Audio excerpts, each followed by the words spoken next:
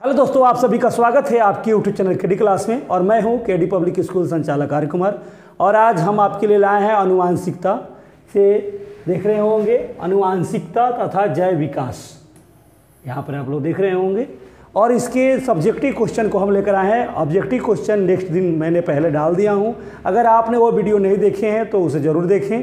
उसके बाद इस सब्जेक्टिव को भी देखें।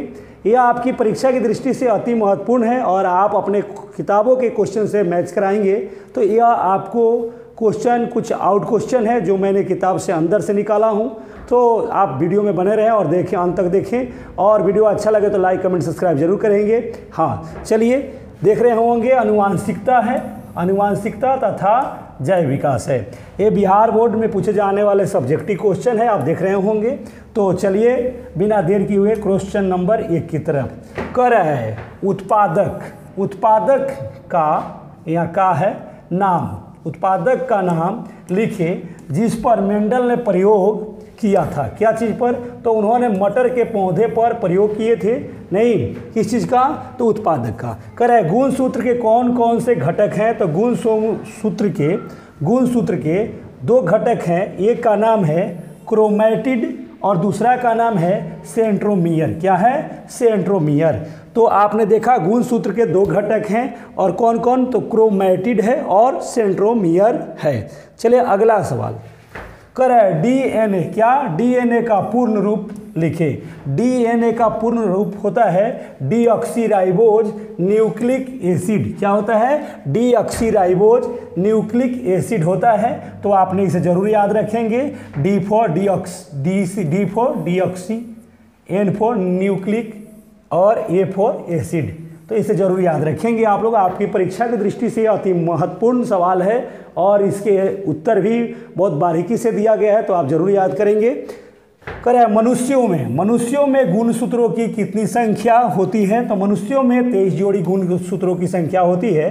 अगर जोड़ी में बात करें तो 23 जोड़ी, और केवल ऐसे बात करें तो आप बताएंगे 46 होती है। तो कभी कभी परीक्षा में ऐसे भी देता है कि मनुष्य में गुणसूत्रों की कितनी संख्याएं हैं, तो 46 दे देगा, 45, 44 ऐसे भी दे देगा। और जोड़ी की बात करें तो 23 जोड़ी होगा।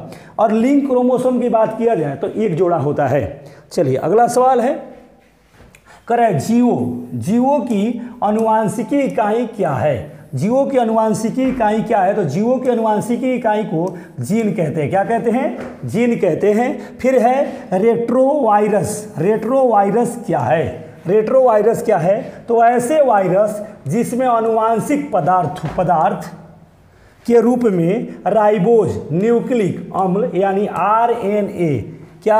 आरएनए पाया जाता है, उसे रेट्रोवायरस कहते हैं या रेट्रोवायरस कहलाता है। क्या? ऐसे वायरस जिसमें आनुवांशिक पदार्थ, क्या? आनुवांशिक पदार्थ के रूप में राइबोज न्यूक्लिक अम्ल यानी आरएनए पाया जाता है, उसे रेट्रोवायरस कहा जाता है, यानी रेट्रोवायरस कहलाता है। तो चलिए अगला क्वेश्चन की तरफ कर है। लिंगानुसूत्र क्या है? लिंगानुसूत्र क्या है? तो उत्तर है गुणसूत्र जो आयुगमिन अवस्था में पाया जाता है और लिंग निर्धारण में सहायक होता है। क्या होता है? लिंग निर्धारण में सहायक होता है, उसे लिंगानुसूत्र कहा जाता है। ठीक है। चलिए डीएनए क्या है? डीएनए में कितने प्रकार के नाइट्रोजन युक्त क्षार पाए जाते हैं? तो डीएनए में 2 प्रकार के क्षार पाए जाते हैं। एक का नाम है प्यूरिन, दूसरा का नाम है पायरीमिडी। क्या नाम है? पायरीमिडीन। ठीक है ना, यहाँ छुपा हुआ है, आप देख सकते हैं। ठीक है। तो आपने देखा डीएनए में कितने प्रकार के क्षार पाए जाते हैं? तो 2 प्रकार के। एक का नाम है प्यूरिन, दूसरा का नाम है पायरीमिडीन। चलिए अगला सवाल की तरफ चला जाए। कह रहा है प्रायः, क्या? प्रायः एक ही पिता माता की, यहाँ माता होना चाहिए, दोनों जगह पिता ही हो गया है। चलिए कह रहा है प्रायः एक ही पिता माता की 2 संतानें आपस में समान नहीं होती। इस घटना को क्या कहते हैं? तो उस घटना को विभिन्नता कहते हैं। क्या कहते हैं? विभिन्नता कहते हैं। अगला सवाल है आपका 10 नंबर, आनुवांशिकी। अनुवांशिक पदार्थ क्या है? तो अनुवांशिक पदार्थ डीएनए है। क्या है? डीएनए है। आपसे पूछेगा परीक्षा में कि अनुवांशिक पदार्थ क्या है, डीएनए की आरएनए, तो आप बताएंगे डीएनए है। चलिए अगला सवाल की तरफ। ऐसे दो बच्चों को जो एक ही निषेचित होना चाहिए, निषेचित अंडाणु से विकसित होते हैं। ऐसे दो बच्चों को जो एक ही निषेचित अंडाणु से विकसित होते हैं क्या कहलाते हैं? तो उन्हें जुड़वा बच्चा कहा जाता है। क्या कहते हैं? जुड़वा कहा जाता है, यानी कि जुड़वा बच्चा कहलाते हैं। 12 नंबर क्वेश्चन है, किस वैज्ञानिक को अनुवांशिकी का पिता कहा जाता है? तो ग्रेगर जॉन मेंडल जी को हम क्या कहते हैं? अनुवांशिकी का पिता कहते हैं। चलिए अगला सवाल है, मेंडल के प्रयोग मूलतः किस जैविक प्रक्रम पर आधारित थी? तो उत्तर में होगा संकरण पर। किस चीज पर? संकरण पर। आपको मालूम होना चाहिए संकर से संकरण बना है। संकर मीन्स होता है दोगला। क्या होता है? संकर मीन्स होता है, या संकर मीन्स होता है दोगला। दोगला मतलब हाइब्रिड का बात हो गया नहीं। और ये संकर मतलब होता है शिव जी। आप हिंदी की किताबों में पढ़े होंगे, क्या होगा? शिव जी होगा। तो इस बात को आप समझेंगे कि उसी संकर से संकरण बना है।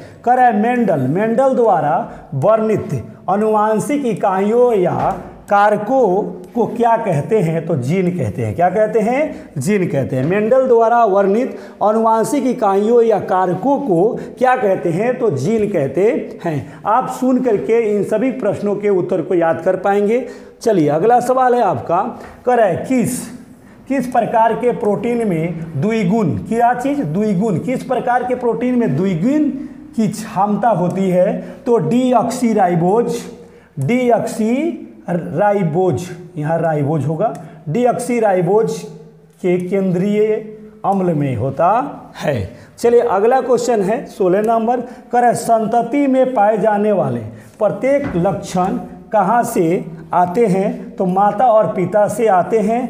माता पिता के डीएनए से आता है। नहीं, पूछ रहा है संतति में, यानी नए संतान जो उत्पन्न होते हैं उनमें प्रत्येक लक्षण कहाँ से आते हैं? तो वह माता पिता के डीएनए से आते हैं। चलिए अगला सवाल, प्रभावी लक्षण किसे कहते हैं? तो उत्तर है F1। क्या है? F1 पौधों या जीवों में दिखाई पड़ने वाले लक्षण को प्रभावी लक्षण कहते हैं। क्या?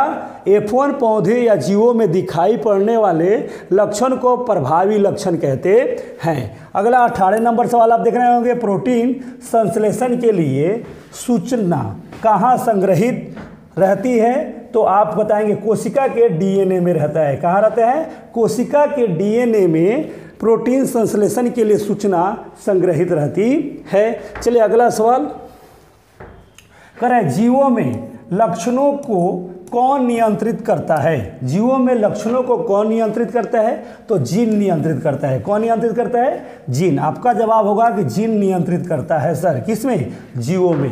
चलिए अगला है, लिंग निर्धारण में किस प्रकार के क्रोमोसोम का महत्वपूर्ण योगदान होता है? तो लिंग क्रोमोसोम का बहुत महत्वपूर्ण योगदान होता है लिंग निर्धारण में, लिंग क्रोमोसोम का। चलिए अगला सवाल, मानव में लिंग निर्धारण किस आधार पर होता है? तो अनुवांशिक आधार पर होता है। क्या जवाब देंगे आप? कि अनुवांशिक आधार पर मानव में लिंग निर्धारण का होता है। चलिए अगला क्वेश्चन है, मनुष्य के एक कायिक कोशिका में कितने क्रोमोसोम होते हैं? तो मनुष्य के एक कायिक कोशिका में क्रोमोसोम होते हैं 23 जोड़ा, या अर्थात 46 होते हैं। क्या होते हैं? 23 जोड़ा या 46 होते हैं। कायिक को ही देख रहे होंगे, कायिक को ही लिंग क्रोमोसोम भी कहा जाता है। चलिए अगला सवाल है, स्त्रियों एवं पुरुषों में पाए जाने वाले लिंग क्रोमोसोम में क्या विभिन्नता है? तो स्त्रियों में एक से X लिंग क्रोमोसोम पाए जाते हैं, जबकि पुरुषों में XY लिंग क्रोमोसोम पाए जाते हैं। तो स्त्रियों में क्या पाया जाता है? तो XX क्रोमोसोम पाया जाता है, जबकि पुरुषों में XY क्रोमोसोम पाया जाता है। यानी कि लिंग निर्धारण के लिए मुख्य रूप से भूमिका अदा करने में पुरुषों का सबसे महत्वपूर्ण योगदान होता है। चलिए अगला सवाल करें, बच्चों का लिंग निर्धारण किस बात पर निर्भर करता है? तो पिता से मिलने वाले लिंग क्रोमोसोम पर निर्भर करता है। करें, जैव विकास के दो प्रमुख सिद्धांतों के नाम लिखें। तो जैव विकास के दो प्रमुख सिद्धांतों के नाम हैं, एक का नाम है लामार्कवाद एवं दूसरा का नाम है डार्विनवाद। ठीक है, एक का नाम है लामार्कवाद और दूसरा का नाम है डार्विनवाद। चलिए अगला सवाल है, करें, उपार्जित लक्षणों का वंशागति सिद्धांत किसने प्रस्तुत किया? उपार्जित लक्षणों का वंशागति सिद्धांत किसने प्रस्तुत किया? तो आपका आंसर होना होगा लामार्क ने किए थे। नहीं, कौन किए थे? लामार्क ने किए थे। अगला 28 नंबर सवाल है, प्राकृतिक वर्ण द्वारा जैव विकास का सिद्धांत किसने प्रतिपादित किया है? तो आपका होगा चार्ल्स डार्विन ने किए हैं। कौन किए हैं? चार्ल्स डार्विन ने किए हैं। तो चलिए अगला सवाल है आपका, करें, चमगादड़ एवं पंछी के पंख किस प्रकार के अंग हैं? चमगादड़ और पंछी के पंख किस प्रकार के अंग हैं? तो यह समरूप या असमजात अंग हैं। क्या है? समरूप या असमजात अंग हैं। ठीक है, फिर कह रहा है 30 नंबर की विकास की आधारभूत घटना है। क्या है? तो विकास की आधारभूत घटना क्या है? तो जनन के दौरान डीएनए में होने वाला परिवर्तन है। क्या है? जनन के दौरान डीएनए में होने वाला परिवर्तन ही विकास की आधारभूत घटना है। अगला क्वेश्चन है, जैव आनुवांशिक नियम का प्रतिपादन किस वैज्ञानिक ने किया है? तो हिकल ने किया है। कौन किया है? हिकल ने। चलिए देख रहे होंगे, thank for watching my channel KD class. तो मेरे दोस्तों, अगर आपको यह वीडियो अच्छा लगा हो तो लाइक कमेंट सब्सक्राइब जरूर करेंगे और हाँ, कमेंट करिए, मुझे ज़रूर बताएंगे कि आपको यह वीडियो कैसा लगा। हम आपकी कमेंट का बहुत ज़्यादा बेसब्री से इंतजार करते हैं, तो आप ज़रूर कमेंट करेंगे। मैं आपको कमेंट को पढ़ करके फिर अगला चैप्टर के लिए हम वीडियो बनाएंगे। मिलते हैं नेक्स्ट वीडियो के साथ। तब तक के लिए जय हिंद, जय भारत।